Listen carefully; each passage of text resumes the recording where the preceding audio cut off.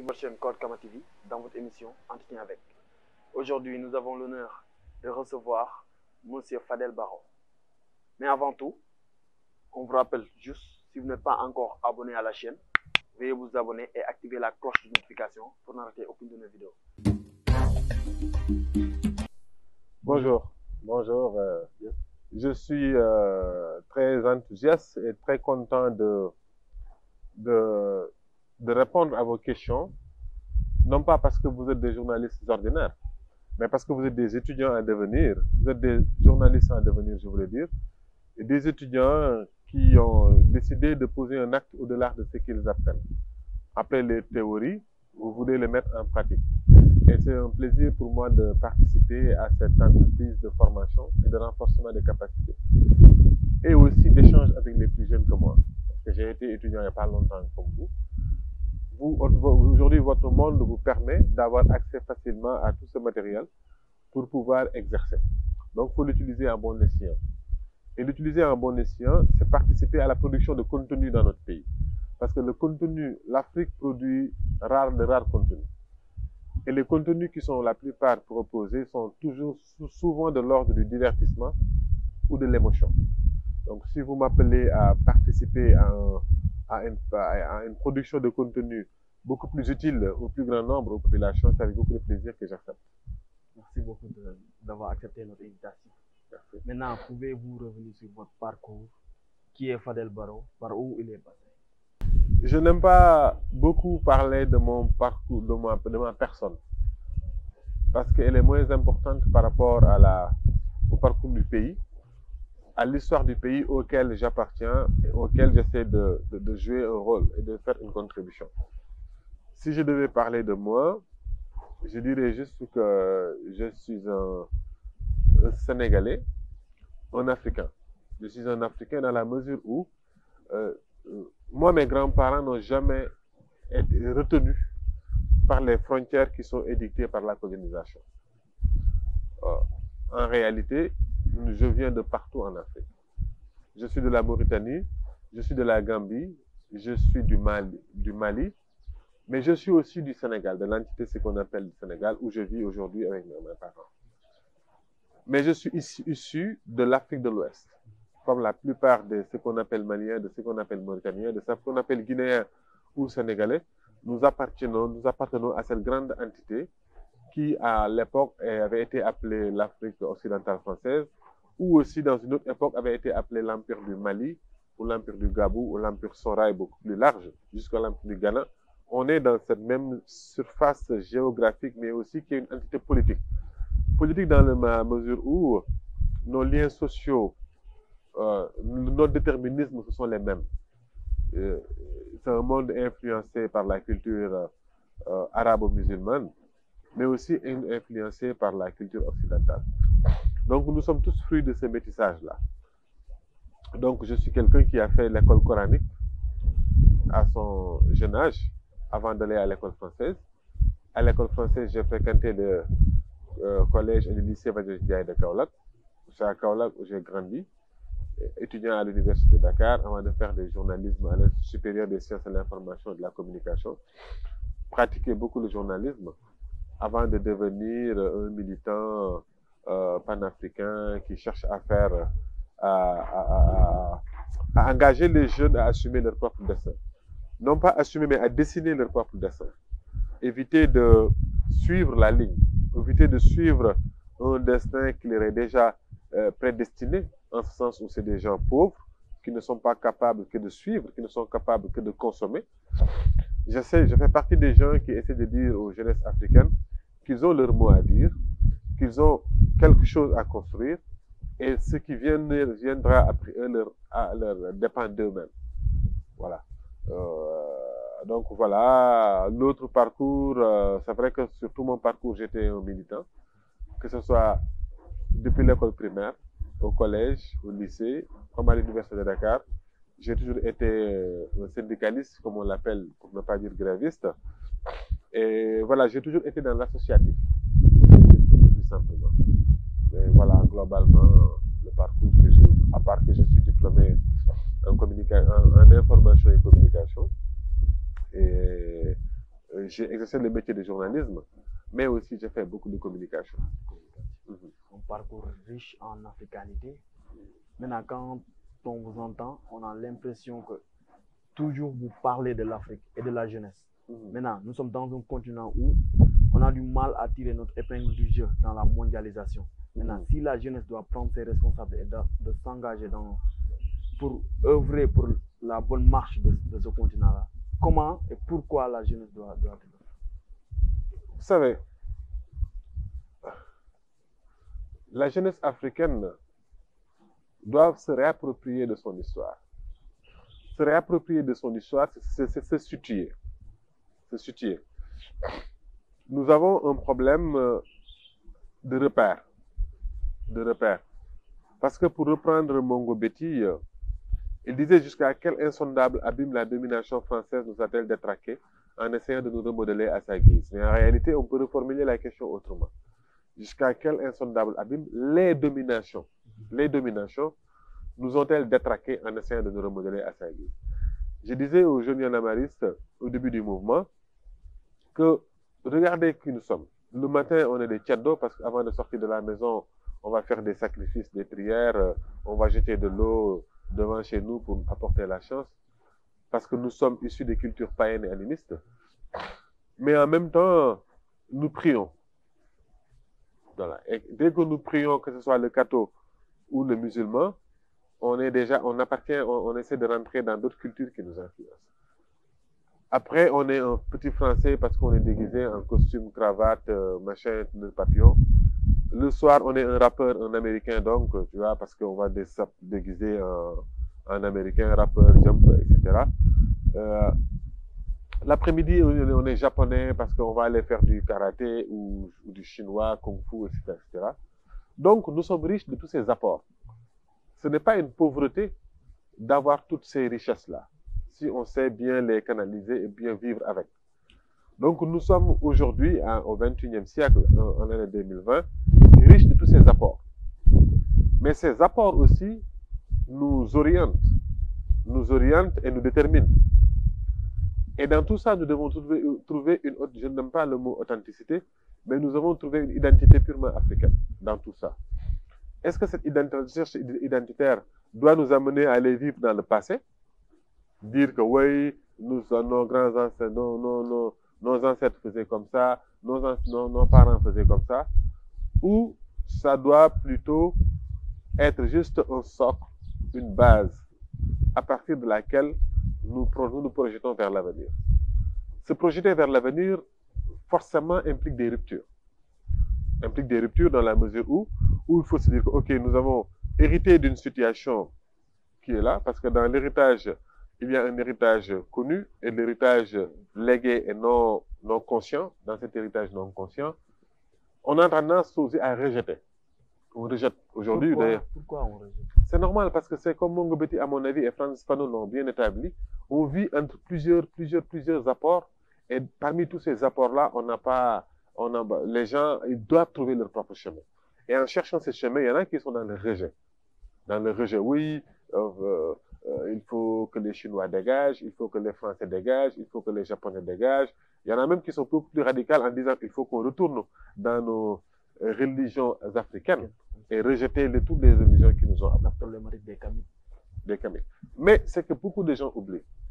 C'est que sur toutes les histoires de ce monde, l'Afrique a contribué à participer. Les premières églises, on ne peut pas sortir l'Éthiopie de l'histoire de l'Église catholique. Impossible. On ne peut pas sortir l'Afrique, l'Éthiopie, l'Égypte, etc. de l'islam, de l'histoire de l'islam. C'est impossible. Et partout, dans tous ces apports-là, les Africains ont joué un rôle. Un rôle, ce n'est pas un rôle qu'ils ont subi, ils n'ont pas que subi, ils ont influencé, ils ont contribué, ils ont même modelé les pratiques à travers les histoires. J'ai choisi les religions, mais il n'y a pas que les religions, surtout. Nous avons contribué, Mais aujourd'hui, on nous présente comme des gens qui n'ont rien apporté et qui ne font que bouffer. Et je dis qu'il nous faut nous asseoir, nous arrêter un peu pour regarder tout ça et nous demander qu'est-ce qu'on en fait. Et quand on se dit qu'est-ce qu'on en fait, il y a forcément des ruptures à faire. Et ces ruptures, à mon avis, c'est d'abord, après ce qu'on s'est réapproprié de notre histoire, oser inventer ce qui arrive et non pas suivre les lignes qui sont déjà édictées.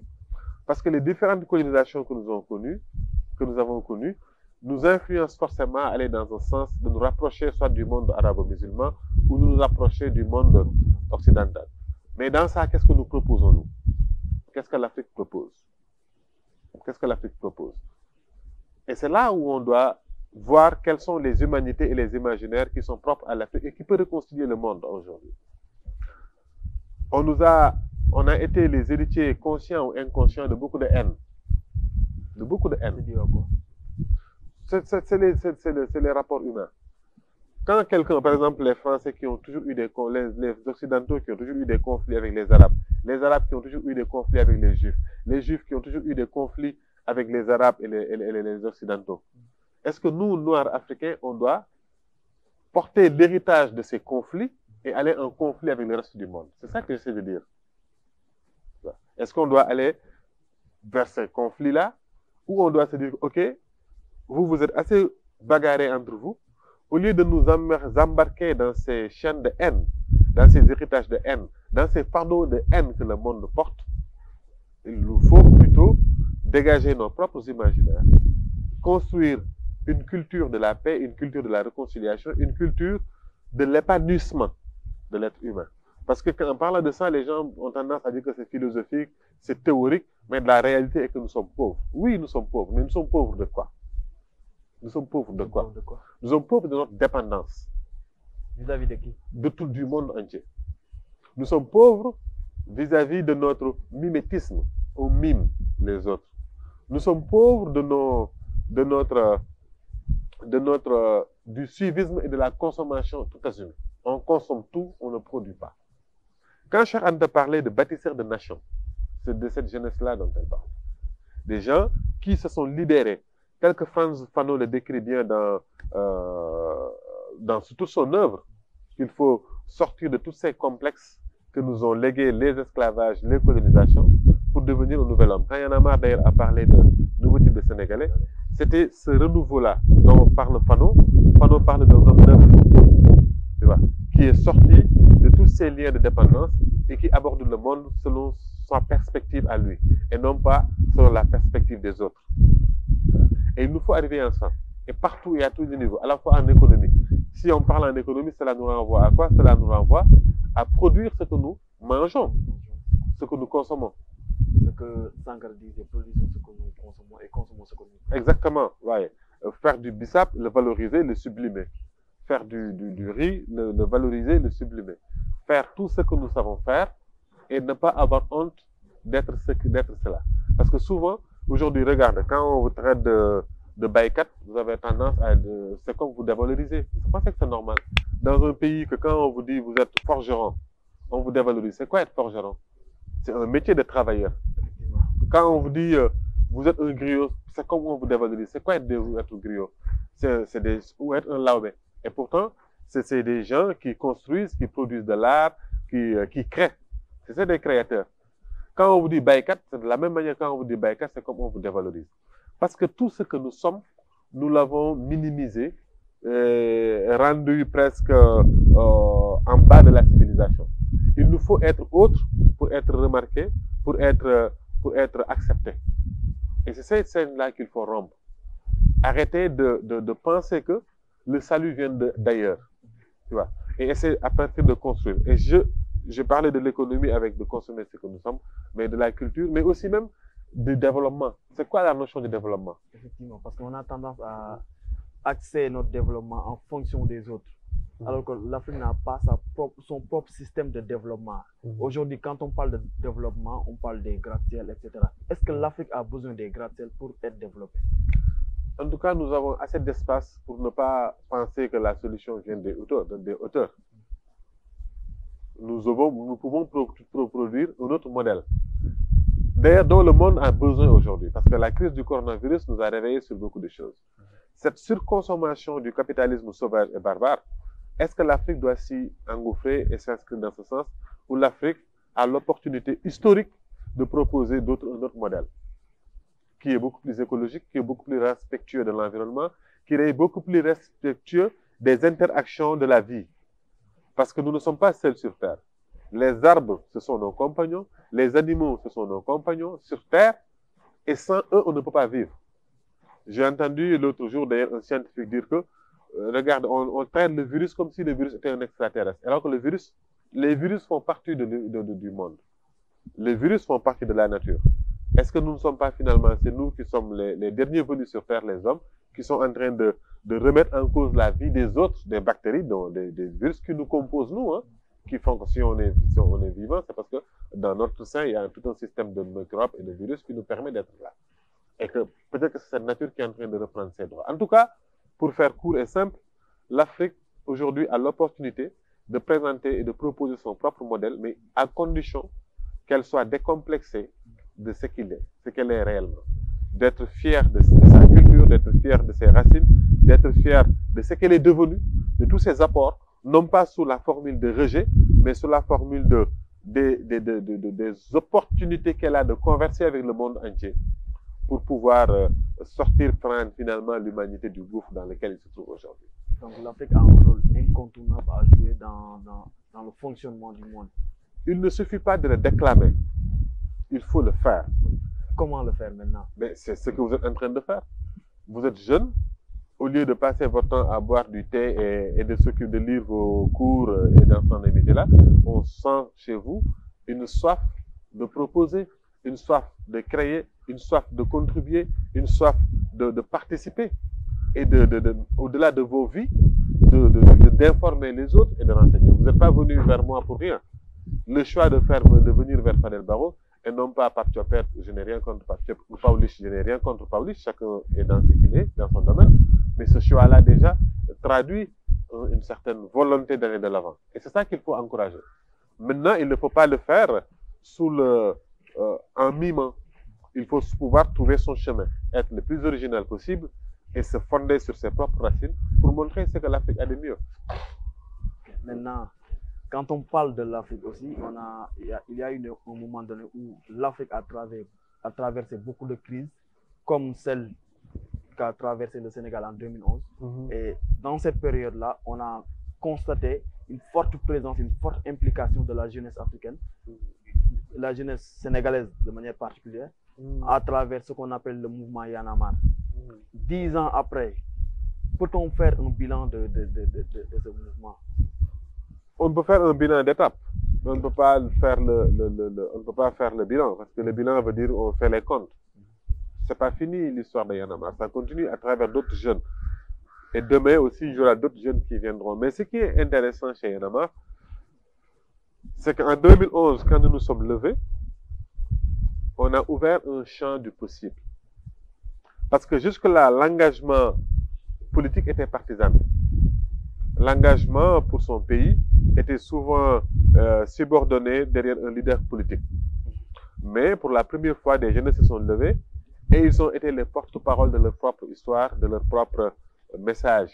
Ils ne l'ont pas délégué, ils l'ont assumé à eux. Et depuis, il y a des pas extrêmement importants qui ont été notés à la fois au Sénégal et en Afrique. Au Sénégal, regardez, il y a combien de mouvements citoyens aujourd'hui?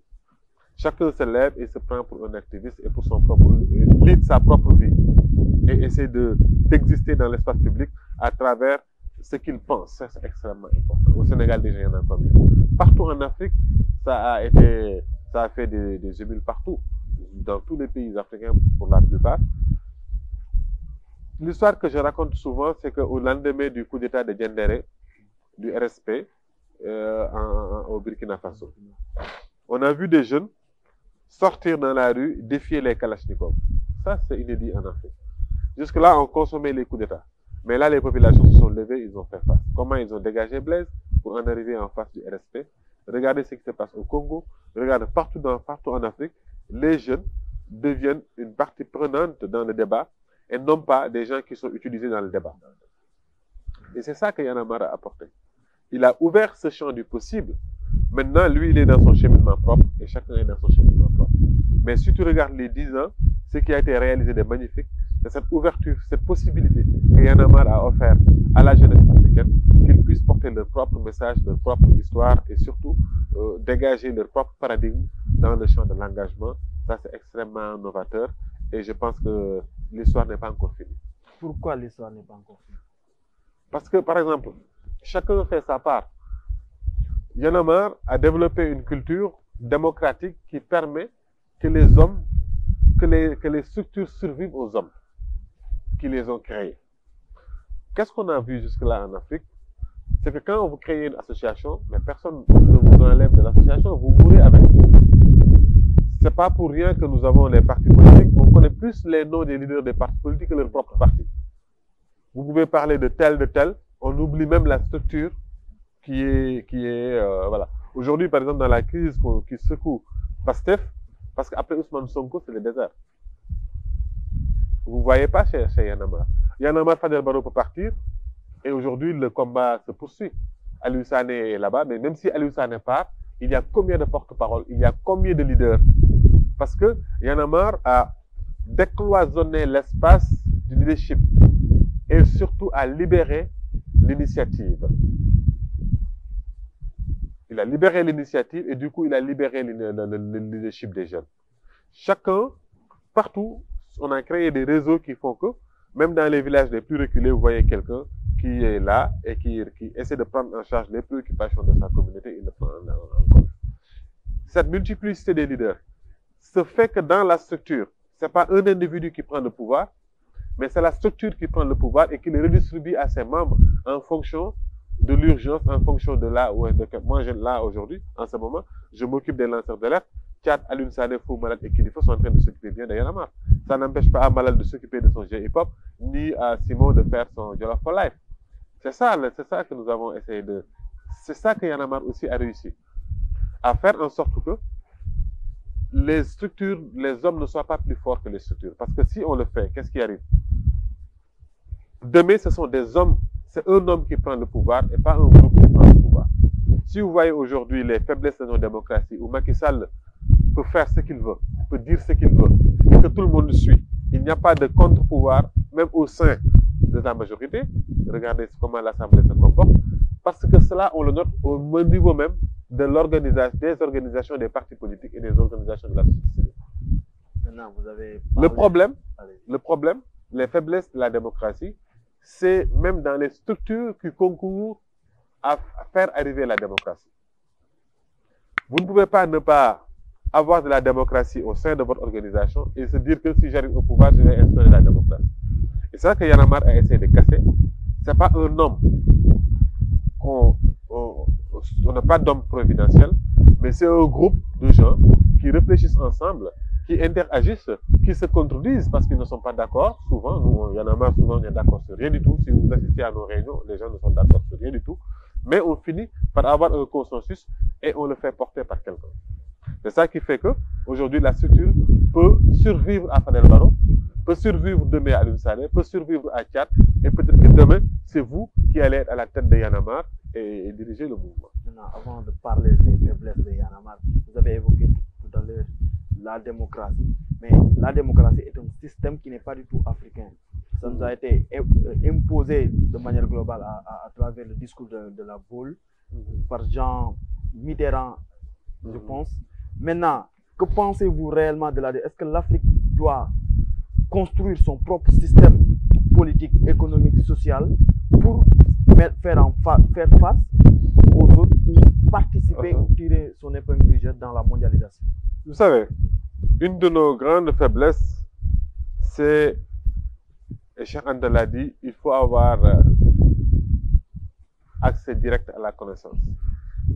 Les jeunes doivent s'armer de savoir jusqu'aux dents, parce que à savoir égal, la vérité triomphe. C'est ce qu'avait dit, n'est-ce pas, Thomas Sankara? C'est pour ça aussi que j'appelle les jeunes à se former davantage. Ce n'est pas au sommet de la boule qu'on a décrété la démocratie en Afrique. Ce n'est pas vrai. Ce n'est pas vrai. C'est pas vrai.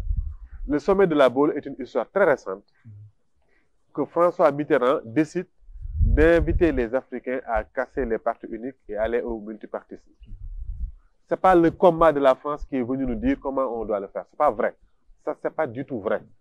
Si vous connaissez un peu l'histoire du Sénégal, vous saurez que, avant même les indépendances, nous avons un multipartisme intégral.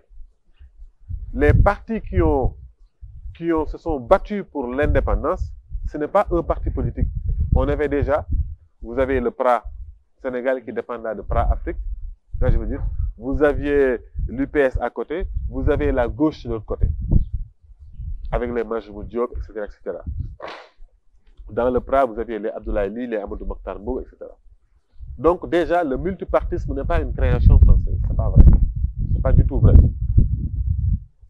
Ça c'est de un. Deuxièmement, c'est quoi la démocratie? Je pose la question. C'est quoi la démocratie? La démocratie, c'est faire en sorte que chaque voix compte. Que chaque voix compte. C'est ça la démocratie. Dans un pays, dans une communauté, pour prendre une quelconque décision, il faut que chaque voix compte. Et c'est pourquoi on vote. Pourquoi chaque voix compte? Parce que qu'est-ce que l'humanité avait connu avant l'avènement de la démocratie? Qu'est-ce que l'humanité avait connu? Ce sont des rois qui décidaient à la place de tout le monde. C'est quelqu'un, soit on dit que c'est son sang qui lui permet de décider de ce que les populations vont faire, ce qu'ils vont manger, ce qu'ils vont porter et comment ils vont réagir. Avec l'avènement de la démocratie, ce n'est plus le droit de sang, mais c'est la voix de chaque personne qui doit compter pour qu'on élise quelqu'un et qu'on décide de l'avenir du pays. Est-ce que ça, c'est une importation de qui que ce soit? C'est une valeur universelle. C'est une valeur universelle que nous pouvons prendre et mettre le contenu qu'on veut mettre. Maintenant, dans ce que vous dites, je perçois quelque chose et qui est très extrêmement grave et dangereux. Souvent, nous avons tellement renié nous-mêmes. Il y a une telle négation de nous-mêmes qu'on croit qu'on est incapable en tant qu'Africains de faire quoi que ce soit. Et que tout ce que nous avons réussi, ce sont les Français, les Occidentaux, les Arabes ou les Américains ou les Chinois qui sont venus nous dire de le faire. Est-ce que c'est pas dû à notre système éducatif aussi? C'est pas... Oui, mais le système éducatif, c'est nous. Et une fois que vous êtes majeur, il y a des choses qui ne dépendent plus de votre propre système éducatif. Vous devez aller avoir accès à la connaissance.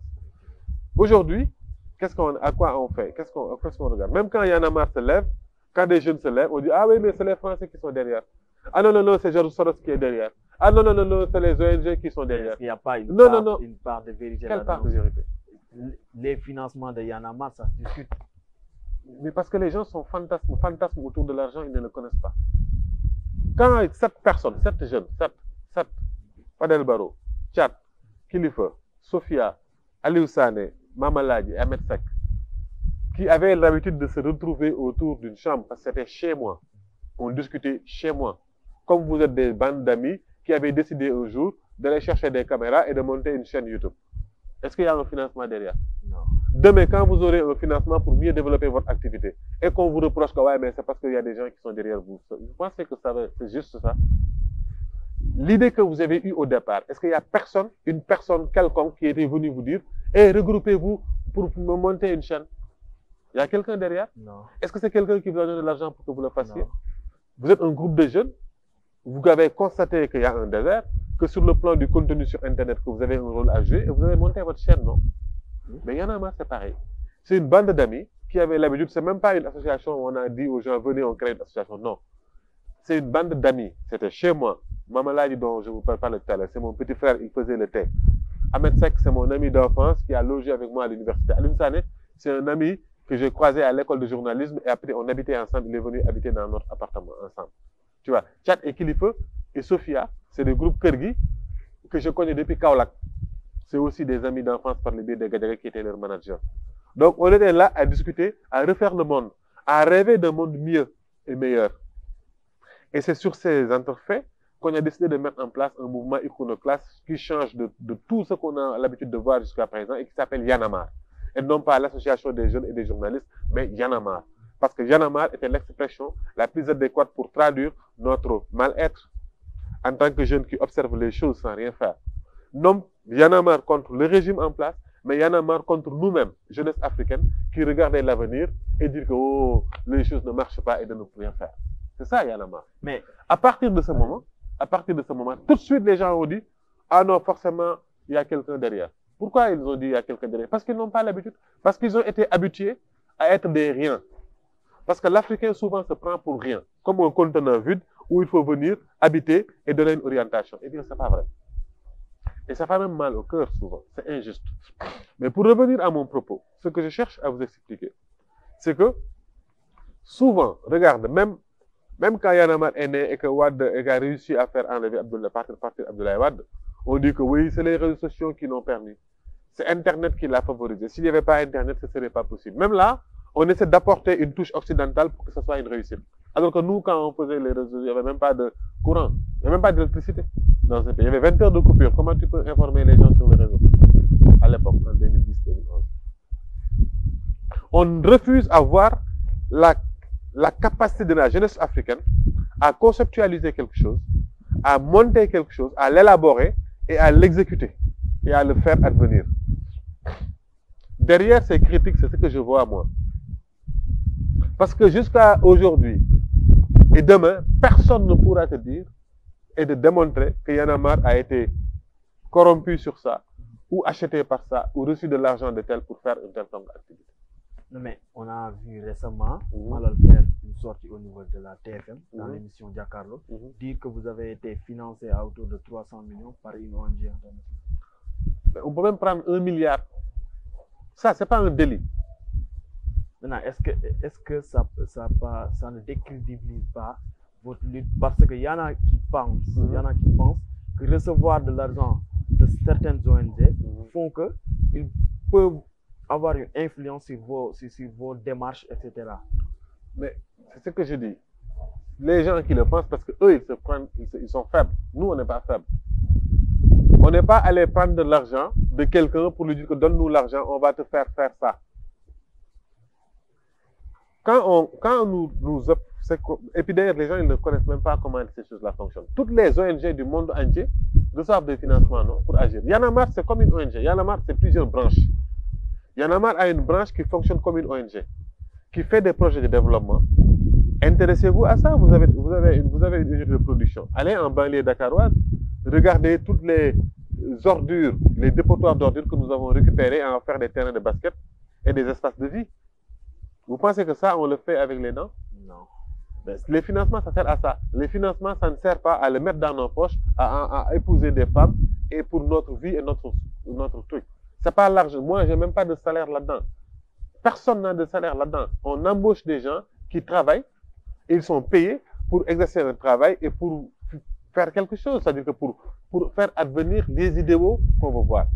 Quand on parle, nous avons défini ce que devait être le nouveau type de Sénégalais. Quand nous avons défini qu'il faut renforcer la citoyenneté des jeunes, mais ça, vous ne le faites pas avec des propos, vous le faites avec il faut toute une organisation. Et c'est ça qui est financé, c'est pas l'argent qu'on nous finance à nous. C'est comme si, par exemple, quelqu'un vous dit, ouais, mais votre père vous a financé à hauteur de 3 millions, où est l'argent? Est-ce que l'argent, il vous le donne, vous le mettez dans votre poche, ou l'argent, il le met à l'école pour que vous puissiez faire vos études? À l'école. Vous ne recevez pas l'argent de votre poche. Non, même si ça passe par votre main, ça va dans les caisses de l'école, non? Ça coûte à faire ta formation. C'est pareil. Quand Y'en a marre reçoit un financement, c'est pour faire des formations pour les jeunes. Nous avons formé beaucoup de jeunes. C'est pour faire des programmes d'amélioration du cadre de vie. C'est pour surveiller la démocratie. C'est pour faire l'observatoire de la démocratie, organiser des rencontres. Et tout ça, ça coûte de l'argent. Et c'est ça que les journalistes doivent dire aux populations. Et non pas colporter des rumeurs et le fantasme des gens autour de l'argent. Parce que ici, dans un pays pauvre, dès qu'on parle de 2 millions, les gens pensent que c'est beaucoup d'argent. C'est ça la réalité. Nous avons nos vies et nous avons nos métiers avant de rentrer dans Y'en a marre. Que ce soit Tchad, que ce soit Kilifeu, c'est des rappeurs qui vivent de leur âme. Que ce soit les autres, moi je vivais de mon métier bien avant Y'en a marre. Je voyageais bien avant Y'en a marre. J'ai été en Chine, en France, partout, bien avant Y'en a marre. Mais comme ils n'ont pas l'habitude eux-mêmes, ils ne sont pas capables de le faire, d'oser créer, inventer, avancer, eh bien, ils pensent que quiconque qui le fait est forcément téléguidé par quelqu'un. Donc il y a un peu de la jalousie là-dedans. C'est de l'ignorance. C'est de l'ignorance. Je ne les en veux pas. Et c'est normal qu'ils nous critiquent. Parce que c'est ces critiques qui nous permettent, nous, de garder le droit chemin. C'est normal, c'est juste de l'ignorance. Je le considère comme simplement de l'ignorance.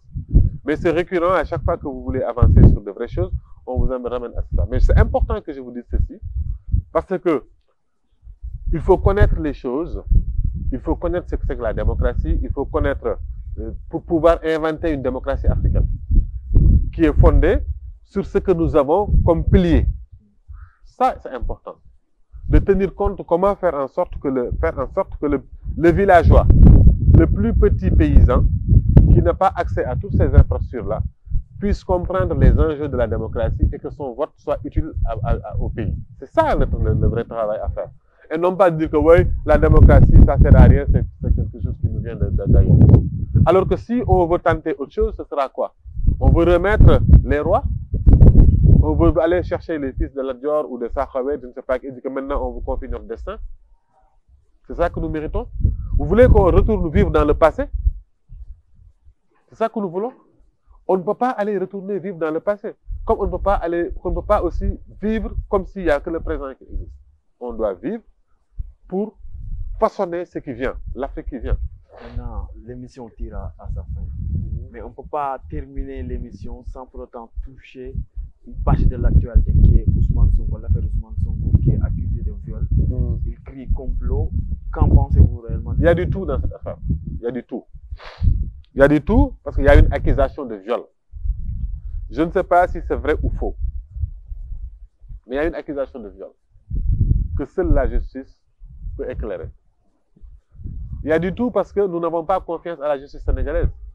La justice sénégalaise nous a habitués à casser de l'opposant. Ça n'a pas commencé avec Sonko, parce que Sonko a laissé faire quand ils ont cassé Khalifa Sall. Ça n'a pas commencé avec Khalifa Sall, parce que Khalifa Sall a laissé faire quand on a cassé Karim Wade. Ça n'a pas commencé avec Karim Wade, parce que Karim Wade a laissé faire quand on a cassé Idriss Seck en 2006-2007. Ça n'a pas commencé avec lui non plus, parce que avant, mais parce que ce peuple a été capable aussi, Abdoulaye Wade lui-même a été accusé et condamné d'avoir tué un juge dans ce pays en 1996. Il était dans l'opposition, tout le peuple l'a porté, ils ont dit que forcément c'était les socialistes. On a connu ça. On l'a fait, le peuple est allé le chercher en prison pour l'amener au palais. On connaît tous les résultats. Ça n'a pas commencé parce que même en 1962-63, Senghor a pu liquider Mamadou Dia par le biais de la justice. Donc cette institution judiciaire-là ne fait pas confiance et ne permet pas l'éclatement de la vérité. Pour autant, on doit savoir réellement ce qui s'est passé à Sud Botica, n'est-ce pas? On doit le savoir. C'est important qu'on le sache. C'est important que les Sénégalais sachent ce qui s'est passé. Autant, il faut se mobiliser pour que la justice ne soit plus un machin entre les mains de l'exécutif qui l'utilise comme il veut pour casser de l'opposant. En même temps, on a le devoir de savoir qu'est-ce qui s'est passé à Sud Beauté Café pour l'avenir du pays. Parce que nous ne pouvons pas commettre les mêmes erreurs que nous avions commises par le passé en mettant Abdoulaye Wade qui venait de tuer un juge. Je ne le souhaite pas. Et je ne pense pas. Mais dès le moment où il y a une accusation, il faut qu'on aille jusqu'au bout. Parce que là, celle qui accuse aussi une Sénégalaise qui a droit à l'écoute. Quel que soit le complot soupçonné. Il y a soupçon de complot, il y a soupçon d'accusation, et malheureusement, on a une justice incapable de nous dire la vérité. Donc, vous affirmez que Abdoulaye Wade a assassiné un juge? Je ne le dis pas, c'est le juge sénégalais qui l'a dit. C'est pas moi qui le dis. Est-ce que cette justice-là n'était pas manipulée à cette période-là? Mais c'est une décision de justice. Cette justice, manipulée ou pas manipulée, je suis un journaliste d'investigation, j'ai beaucoup lu sur ça. J'ai lu le témoignage de Diakhaté qui était partie prenante dans le livre Un meurtre sur commande Boubacar Seye. J'ai lu aussi ce que Boubacar, à l'époque, Habib Thiam avait écrit par devoir et par habitude. Il y a des livres qui existent. Au lieu de s'arrêter à lire, à regarder ce que les gens disent sur les réseaux sociaux, allez lire les livres de l'époque, les témoignages de l'époque. C'est important. C'est ça que Cheikh Anta appelle accès à la connaissance directe. Toujours est-il que il y a aujourd'hui le combat à mener qui est au-delà de Ousmane Sonko pour que notre justice soit indépendante. Ça, il faut l'exiger. Il faut l'exiger. Parce que dans cette affaire, qu'est-ce qui va se passer? Je ne le sais pas. Parce qu'on ne peut pas casser un opposant parce qu'on cherche un troisième mandat. Personne ne l'acceptera. Personne. Si ça passe, eh bien notre démocratie n'en est plus une.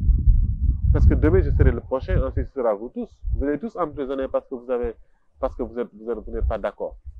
Autant donc, il faut régler cette question définitivement.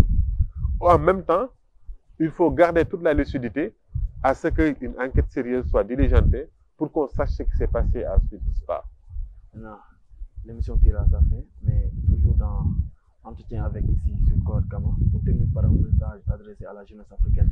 Si vous avez un message à lancer, que serait-il?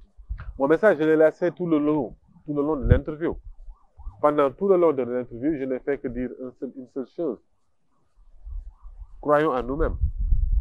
Osons des ruptures qu'il nous faut avec nous-mêmes. Refusons de vivre dans le passé. Refusons de vivre dans le passé. Inventons l'avenir qui vient. En osant regarder quelles sont nos limites, quelles sont nos difficultés et combler ces gaps. Et ne pas faire semblant que les choses aillent alors que nous n'avons pas de l'épanouissement. J'aurais aimé, quand vous avez parlé de démocratie tout à l'heure, c'est plutôt les concepts de développement qui sont problématiques. Parce que moi, mon vieux père, qui est devenu khalif de son père, personne ne peut lui faire croire qu'il n'est pas développé. Il est épanoui derrière sa case, sous sa case. Il n'a pas besoin de building, ni de train, ni d'avion pour vivre bien. Alors, il faut qu'on soit fiers de nos vies, revoir c'est quoi le bonheur. Il faut qu'on retourne dans les imaginaires et les humanités. Les humanités sont en train de reculer. La culture est en train de reculer. Et en même temps, nous avons la haine qui déborde. Il faut que les Africains sachent que le problème de l'Afrique, c'est les Africains. Mais la solution de l'Afrique, ce sera aussi les Africains. Merci beaucoup de nous avoir accordé cette interview. Donc, c'était votre émission Entretien avec qui recevait Fadel Barro. Merci de nous avoir suivis. On vous rappelle juste, si vous n'êtes pas encore abonné à la chaîne, veuillez vous abonner et activer la cloche de notification pour ne rater aucune de nos vidéos. Ajoutez à cela, on dit que nous sommes sur tous les réseaux sociaux, à savoir Instagram sous le nom de Korat Kama, Facebook avec Korat Kama, ainsi que TikTok. Merci, à la prochaine fois.